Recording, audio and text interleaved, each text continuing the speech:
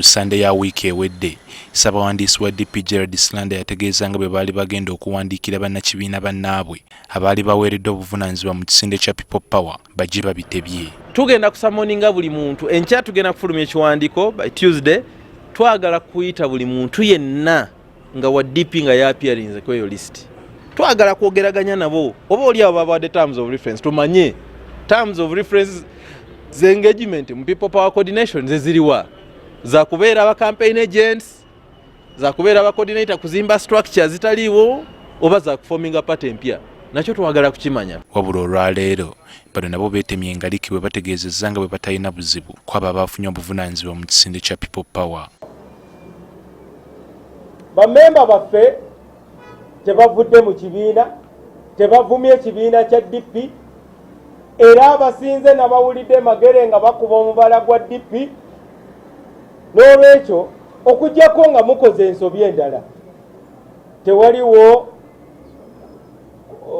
kubayita mu maaso ga disciplinary committee. Pulezidenti wa DP Norbert Mao alumiriza bannakigwanyizi naddala okuva mu kibiina ki NRM okusiiga ekibiina kyakulembera enzira eri omubaka Robert Kyagulanyi. Kati baagala DP block erabikenga ekibiina ekirwanyisa Honorable Kyagulanyi. Omuntu yenna agamba nti DP block erwanisa Robert Kyagulanyi yeetaaga kukeberwa mutwe. Abaali balwana Robert Kyagulanyi ekyadondo kati be balimba mbu bamwagala nnyo. Abatakkirizanga mu People Power kati be balooza nti kati People Power esobola batwala mu maaso. Abo bempita ba milk card politicians. Mao agamba wakuwandiikira banne bwe bakulira ebibiina ku ludda oluvuganya gavumenti babeeko n'enzikiriziganya gye batuukako ku nkolagana n'ekisinde kya People Power. Tugenda kusinkana n'abakulembeze abalala aba FDC, aba ANT, JEMA, UPC n'ebibiina ebirala. Tusobole okulungamya ekisinde kyaffe ekya People Power kibeere nga kisinde kya bannayuganda. Ku nnongoosereza mu mateeka g'ebyokulonda ezayanjuddwa gavumenti gye buvuddeko, Mao agamba nti obumu ku buwayiro baabukkiriziganyako ng'omukago gw'ebibiina ebiri mu paalamenti ogwa iPod.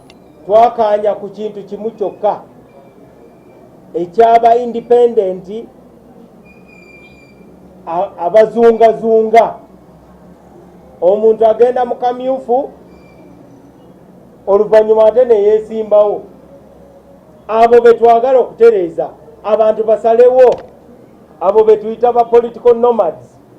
DP naye egamba yakugenda mu kkooti singa paalamenti kakitanda neeyisa ennongoosereza gavumenti ze yaleese mu mbeera gye zirimu. John Cliff Wamala, NTV Akawungeezi.